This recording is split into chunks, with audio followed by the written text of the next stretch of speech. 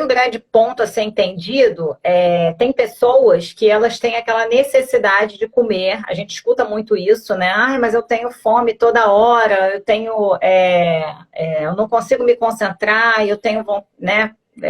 Preciso comer alguma coisa o dia todo. Que existe uma vertente, né, que é essa vontade de comer por uma alimentação com pouca densidade nutricional, e aí essa bola aí é sua. Eu vou passar essa bola aí para você, você faz aí, não é o foco do assunto, mas eu acho que precisa ser entendido, porque às vezes a gente vai ficar aqui falando de fome emocional, mas a pessoa também, ela não acertou uma coisa que é básica, que é entender ali um mínimo em relação a um impacto que o alimento físico tem ali nesse desejo por comida de uma forma assim muito frequente. Isso a gente percebe muito no nosso trabalho e em estudos, né? E isso é sabido pelo outro lado, né? Pela indústria, que existe uma combinação de alimentos, né? Muito rasos, né, em densidade nutricional e com uma combinação muito perigosa, né, que seria o carboidrato com gordura. E principalmente carboidrato, né, ruins e gordura também ruim. Então, essa combinação, ela traz uma,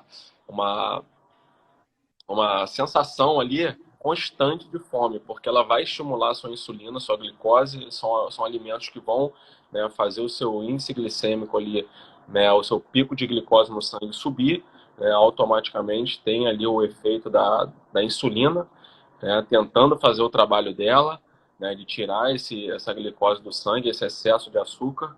Então, quando essa insulina, né, ela tem esse pico, depois tem esse efeito rebote ali, logo após isso você vai sentir fome de novo, uma letargia, fome novamente.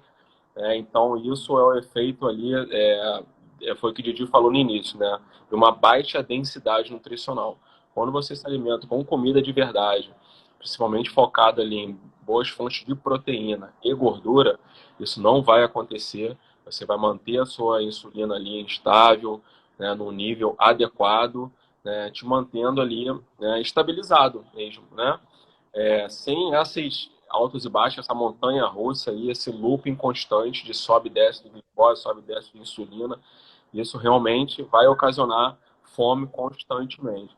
Então, né, com relação à alimentação, é isso que acontece.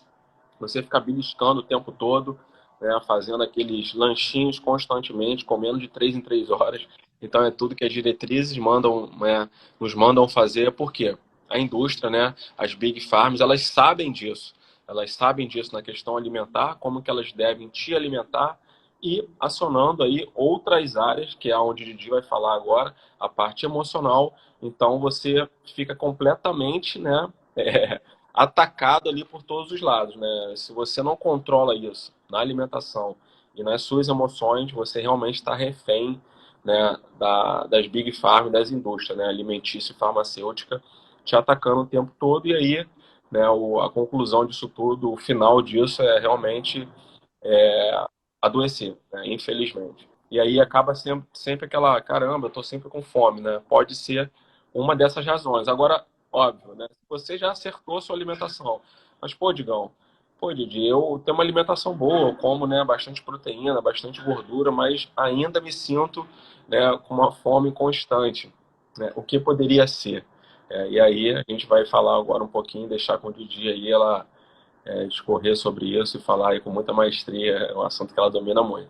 Para a gente introduzir esse assunto, eu vou compartilhar uma experiência que aconteceu há 2 semanas atrás. A gente teve a visita, né, de 2 amigos, grandes amigos, e a nossa amiga Carol, ela é uma grande confeiteira e ela faz coisas maravilhosas. E ela fez ali um brownie, né, a pedido das crianças, brownie tradicional, nada de fit, não, era o brownie mesmo.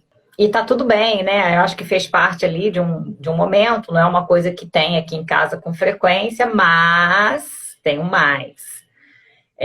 Aquilo que era para ser consumido ali pontualmente, né, num domingo, porque ela fez num domingo, Eles foram embora e esse brownie ficou aqui. A gente comeu, todo mundo comeu, mas ainda ficou aqui. O brownie estava maravilhoso. E aí, o problema foi, esse brownie ficou aqui em casa. Ficou um pedaço dele ainda. E eu estava comprometida com um projeto, né, que eu estou comprometida ainda, mas era um projeto assim que inicialmente, aquele primeiro movimento, todo mundo passa por isso, aquele primeiro movimento, seja qual for esse movimento, todo primeiro movimento é mais difícil, ele é mais desafiador, né? A gente enfrenta ali uma certa dose de resistência. Aquilo dali estava povoando meus pensamentos, estava me gerando uma preocupação ali excessiva. E aquilo que era para ser um momento pontual ali, num domingo, acabou virando assim, mini anestesiamentos em doses homeopáticas, né? Eu estou falando isso aqui porque o que eu quero dizer com isso? Primeiro, eu quero dizer que eu e você que está aí do outro lado, com exceção do Digão é diferenciado, mas eu e você temos o mesmo cérebro, o mesmo sistema de controle voluntário e involuntário. Se autossabotar, cair ali em tentações, isso não é um privilégio seu, não é uma característica da sua personalidade, isso é uma característica comum a todos nós que vem da nossa espécie, né? Então, é a partir daí que eu quero discorrer esse assunto, começar esse assunto. Por quê? Para que a gente entenda, né, o ponto fome emocional, a gente precisa entender um pouquinho de como funciona o nosso cérebro. Num viés evolutivo, que é de onde a gente sempre parte aqui nos nossos estudos, né, onde faz muito sentido para a gente, para onde a ciência de alta relevância parte também, sempre de um viés evolutivo. E o que isso tem de tão relevante? Né? Então, eu gosto de falar da analogia do barraco, né, que é a forma como o nosso cérebro foi se desenvolvendo, né? Talvez seja estranho falar, né, estranho a analogia do barraco, mas para tornar a coisa mais didática, eu vou falar bem brevemente. Vamos imaginar um barraquinho, né? O barraquinho, ele é aquela estrutura assim bem simples, bem rudimentar.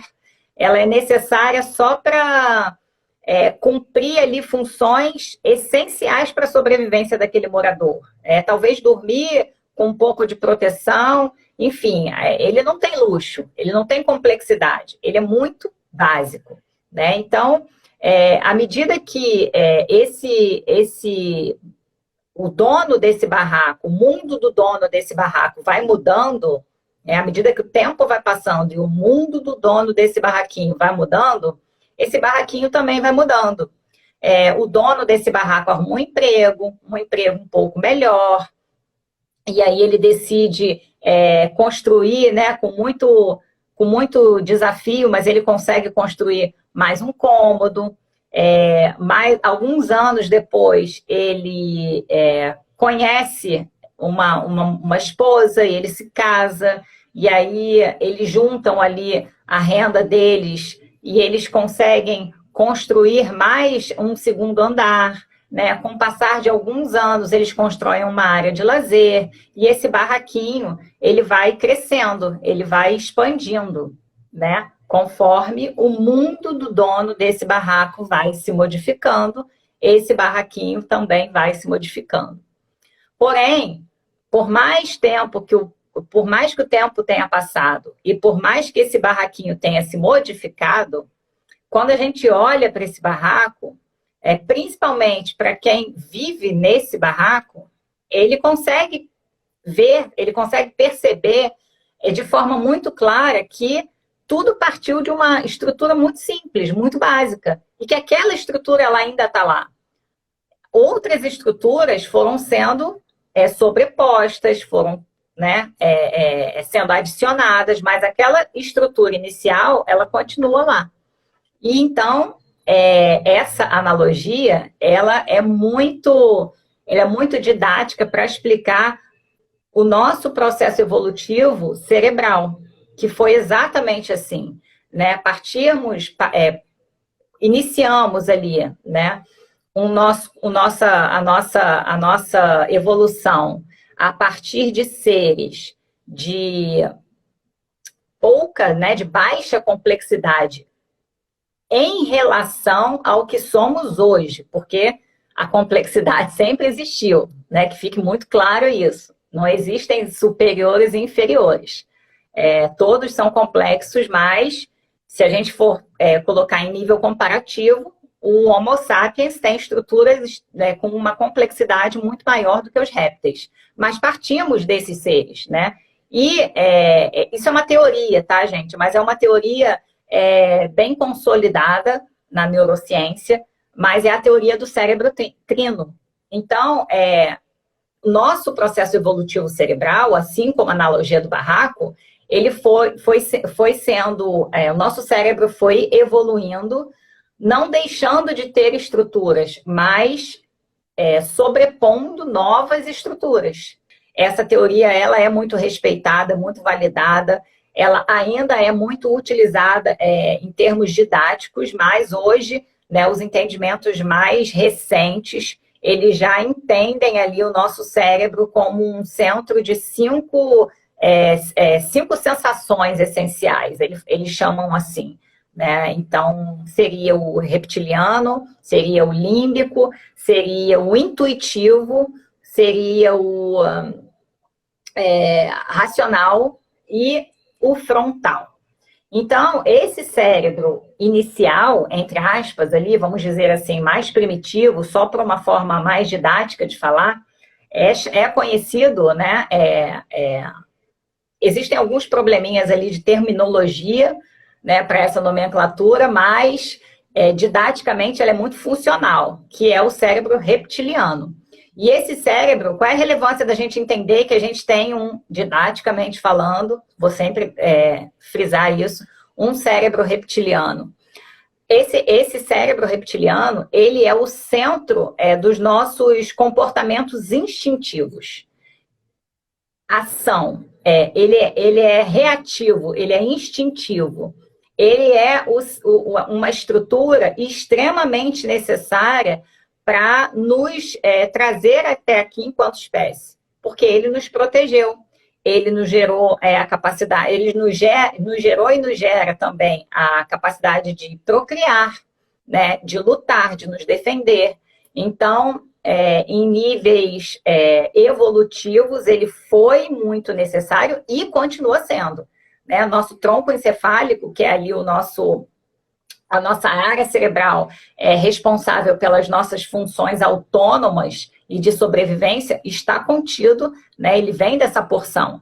Então, se a gente tem uma lesão nessa região, é morte cerebral. Então, é extremamente necessário, porém, ele é um núcleo instintivo. E aí, dentro dessa analogia do barraco, né? Quando a gente fez ali o puxadinho e fez um segundo andar no barraco, né, no nosso caminho evolutivo, surgiu uma nova estrutura, que seria esse puxadinho. E aí, dentro dessa teoria, essa estrutura ela é muito conhecida como um cérebro límbico. Esse cérebro límbico, ele é o cérebro, ele é o núcleo do controle emocional. Então, toda a informação, né? Depois a gente vai chegar no neocórtex, que seria a estrutura mais complexa. E a área VIP? Não é a área VIP, não. Na verdade, ele é menos poderoso do que a gente imagina, né? Ele é mais, na verdade, é interessante, né? Porque o homem, eu até sempre falo isso e eu gosto de falar, porque a gente, o homem, ele se intitula ali um animal superior, né? Ele acha que ele é a última Coca-Cola do deserto, né? Que ele é ali o suprassumo do reino animal. Só que não é nada disso, né?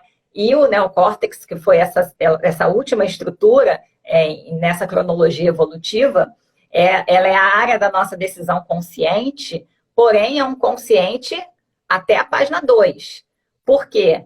Porque toda essa ação consciente, ela está subjugada por comportamentos e pensamentos e sentimentos incrustados ali no nosso inconsciente.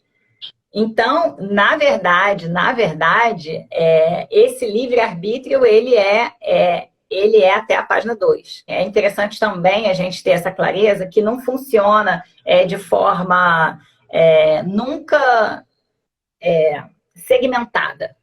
Então, por isso, compreender, né, aquilo que a gente sempre fala, a saúde, a nossa saúde, né, de forma sistêmica.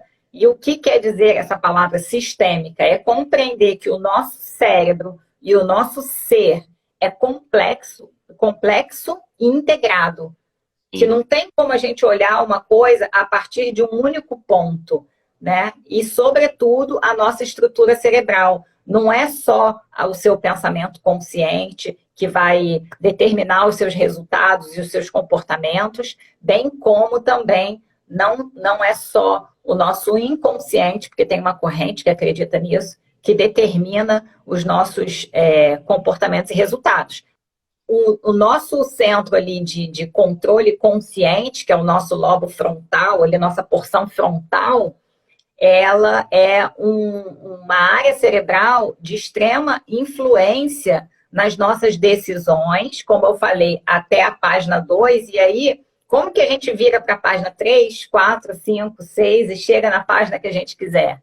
Desenvolvendo inteligência emocional, conseguindo se conectar com aspectos relacionados à nossa identidade, à nossa capacidade e ao nosso merecimento. Muitas vezes as pessoas elas já sabem o que fazer. Elas já sabem. A informação hoje é ruim, ela está extremamente disponível, mas existe, né, com a revolução digital, o acesso a boas informações para quem quer também está chegando. Mas dentro desse funil existem os indivíduos que têm acesso a essa informação, mas que não conseguem aplicar essa informação na vida deles. E por que isso acontece? Porque nem sempre o nosso desejo, né, por algo se manifesta em resultados proporcionais ao nosso desejo. Eu só acho que essa mudança aí, né, que você veio falando, né, dessa mudança de vida social, né, foi uma coisa muito agressiva, né, em um curto espaço de tempo, né, comparando a nossa evolução. E sendo que foi o que você falou, a nossa estrutura, né, como Homo sapiens ali, como ser humano, ela continua. Então é aquilo, a indústria ela sabe disso, né, o sistema sabe disso. Então eles sabem que nós somos, né, nós temos ali como acho que é o primeiro da escala de Maslow, né, a questão da sobrevivência, né? Então ele vai oferecer ali para você coisas que ele sabe que você não vai resistir, aliado a uma série de estímulos, né, que estão sendo provocados o tempo inteiro, né? Pânico, medo, estresse, falta de sono. Então tudo isso vai desencadear, né, para que você tenha essa fome emocional.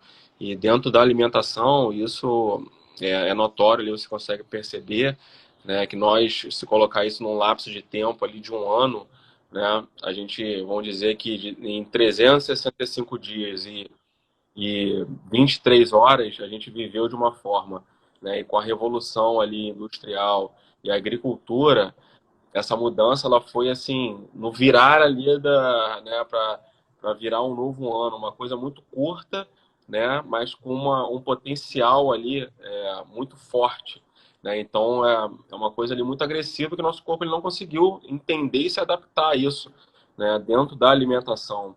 E isso ocorre também em outras áreas da nossa vida, né? Esse excesso né, que a gente já falou aí, né, de estresse crônico, né, de excesso de uma série de coisas que a gente não consegue, a gente não percebe isso. E isso vai somatizando e rodando ali dentro. Então, isso nos faz afastar dessa consciência que você estava falando.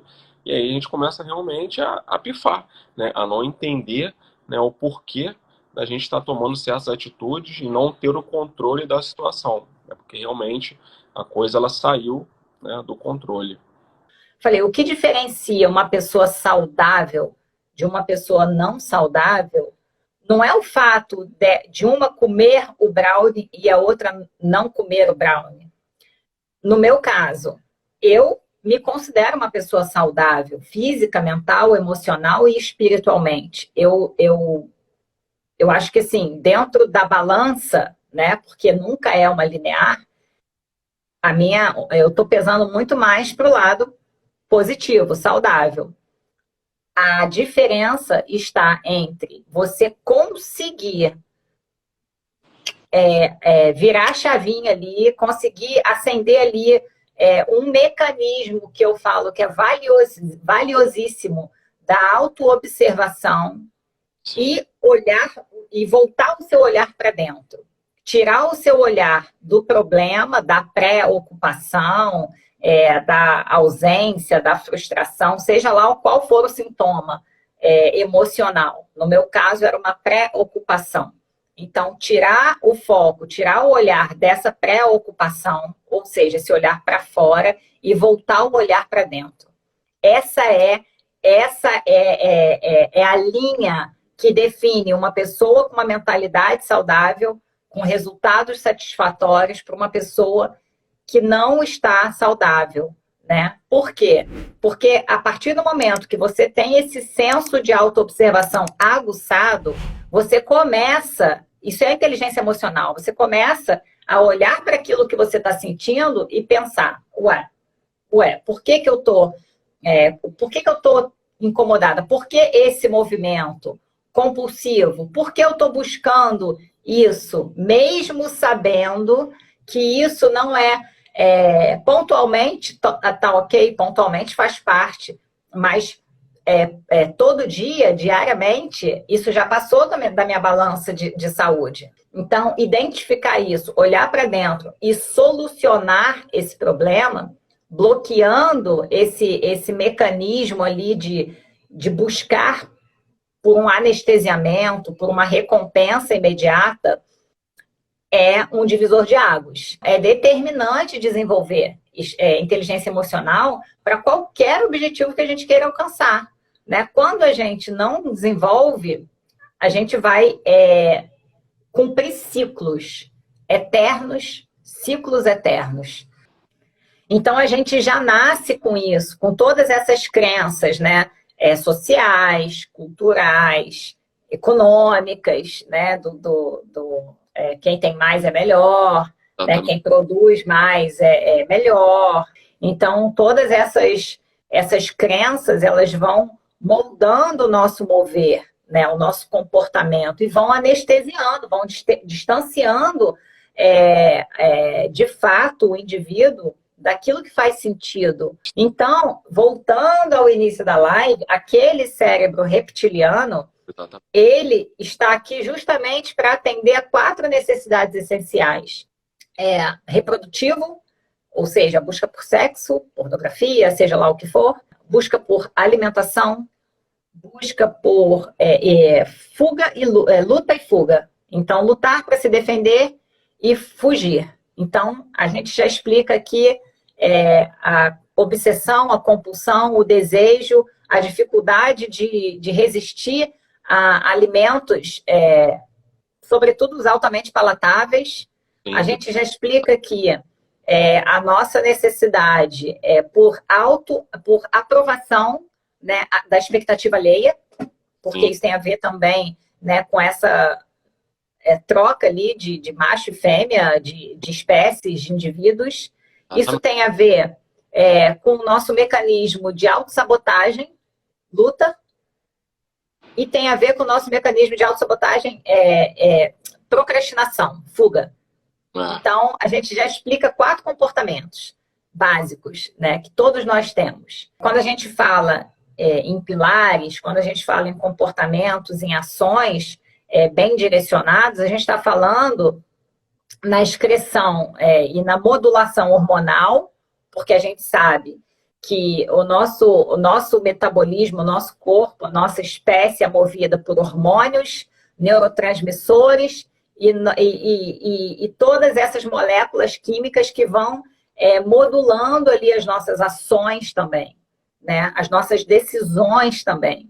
Então, todas essas conexões, elas são necessárias, né? Então, por exemplo, quando a gente vai lá e faz um grounding, pega um sol, faz uma atividade física, não é para ficar em forma, como vendem pra gente. Não é para se encaixar num modelo, né?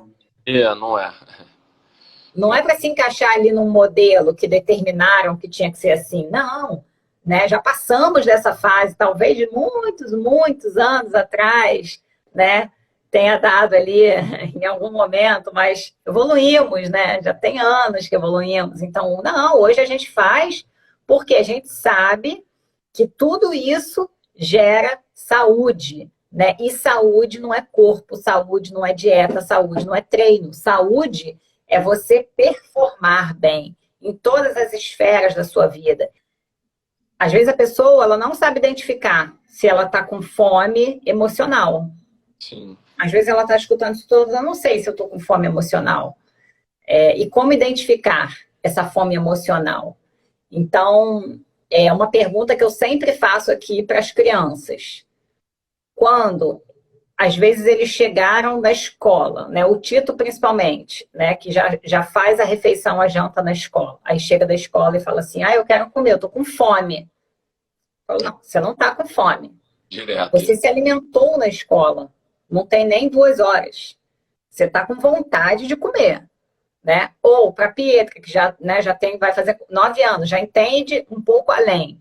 Mamãe, estou com fome. Aí eu falo, olha, tem isso, dou lá o leque de opções.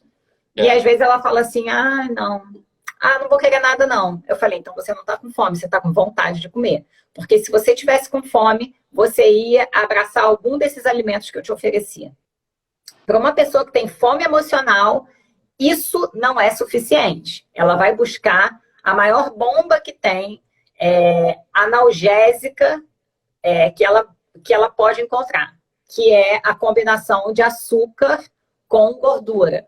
Não, com certeza. Tem vários produtos, né, nessa pegada aí, né, do salgado, mas que contém açúcar ali para conservar, né, para aguçar o sabor, né? Então tem várias formas ali escondidas mesmo, né, para te trazer esse prazer ali, né, e registrar aquilo ali realmente como um prazer, né? E aí no momento que você realmente tiver ali, né, down, que se estressou no trabalho, onde a gente mora aqui no entorno tem vários bares, restaurantes, e assim, é impressionante, né? Começa hoje em dia, antigamente era quinta-feira, sexta-feira você viu os bares cheios, né? Hoje, terça-feira começa, aqui embaixo já tem, né, as pessoas bebendo, fumando USB. Isso tudo é compensação, né? São pessoas que Sim. não há necessidade nenhuma de você estar num bar terça-feira, quarta-feira, e você passa lá e normalmente são as mesmas pessoas, ou seja, eu tenho certeza, se você chegar ali e sentar para conversar, né, se tivesse uma placa ali atrás, né, falando, né, o que aconteceu, o que está acontecendo na vida dessa pessoa, vai estar escrito ali, né, problemas ali emocionais, e está compensando na comida. E, de novo, a indústria sabe disso, ela vai te fornecer açúcar, né? E muitas pessoas, ou elas vão procurar esse prazer imediato, essa liberação de dopamina, né, em drogas ilícitas, né? E drogas lícitas também, né? Como as bebidas alcoólicas, cada A vez. comida. Hã? A comida é uma droga lícita. Não, comida também, sem dúvida, né? Você chega ali, né, nesse bar que o cara tá tomando a cerveja, ele tá comendo um bolinho frito, ele tá comendo uma batata frita. Então, talvez essas pessoas só iriam conseguir observar isso se elas vissem realmente a vida dela numa tela. Elas sentadas olhando assim, caramba, né, o que eu tô fazendo? A gente tem uma tendência de olhar, né, por um túnel da verdade, olhar por um aspecto só. Temos essa tendência de olhar porque a nossa programação cultural e social nos leva para isso, né, para não olhar esse ecossistema de forma íntegra, né, procurando alimentar todos esses pilares. Então, esse programinha, esse gap que fica, né, nesses outros pilares, ele vai rodando como ali um programinha espião que vai roubando a nossa energia, que vai gerando um desconforto emocional, mental, por consequência físico, que vai se manifestar na necessidade de anestesiar, de anestesiamento desses desconfortos, e é um ciclo eterno. Né? A gente está focando aqui na questão da fome emocional, mas a gente poderia falar de diversas outras formas de anestesiamento, né? Que são os vícios, né? Vícios por comida, por bebida, por cigarro, por drogas, por compras, por pornografia, vícios, vícios e vícios. A gente está focando na comida aqui. Então, uma vez que você desencadeia esse comportamento, você até tem aquela sensação imediata ali, prazerosa, mas depois vem a crise da consciência, né? E aí essa crise da consciência dói e vai te pedir novamente uma compensação. Então, é um eterno ciclo de frustrações.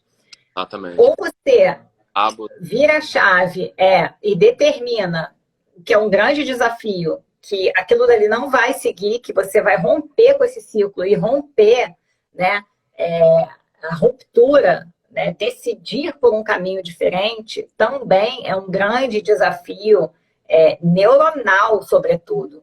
Né? Então, não é só um grande desafio, não é uma força de vontade. Você não tem força de vontade, é preguiçoso. Não, é romper ali com mecanismos de proteção, mecanismos de conexão cerebral, com uma força muito grande. Então, decidir...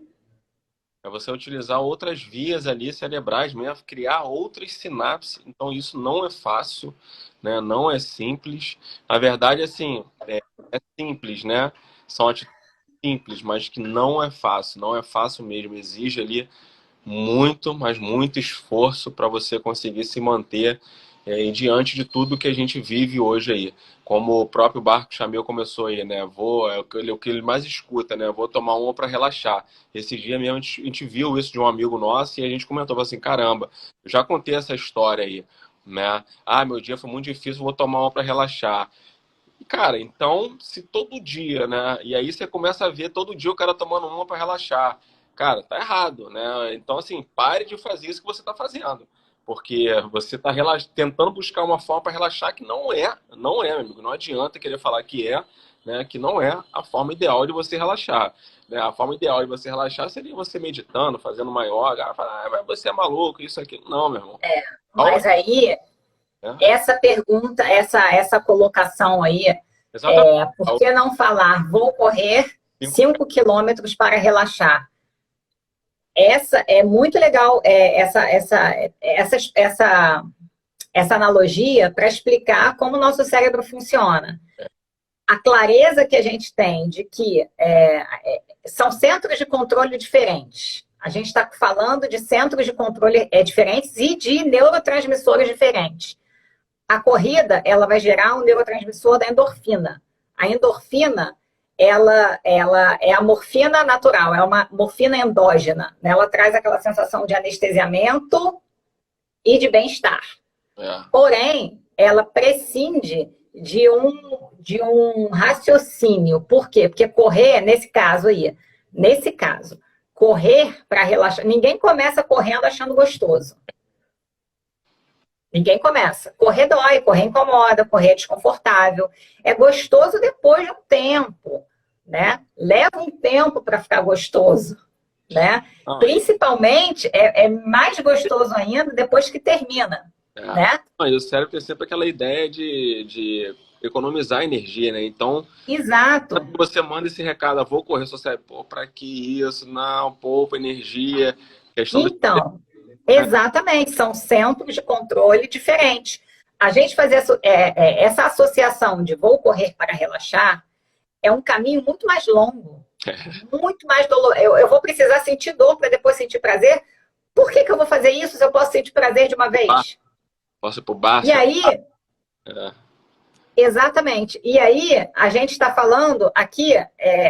eu vou sentir prazer logo, eu vou sentir prazer de uma vez, é um centro de controle instintivo, aquele que tem um domínio grande sobre os nossos comportamentos. Então, a gente passa a exercitar, né, esse ciclo, né, de alimentar esse centro de controle da recompensa imediata. Então, para a gente trabalhar esse centro de controle da recompensa tardia, o caminho é muito mais longo. Tal do desconforto voluntário, né, Gigi? Inteligência emocional, se conectar com o significado de todos os aspectos da sua vida e passar a agir por significado e propósito. Isso parece muito subjetivo, mas é mais fácil do que pode parecer. É mais fácil e mais impactante nos resultados de saúde de vida do que a gente pode imaginar. Então, agir não por piloto automático, não modulado em um sistema, em uma economia mundial.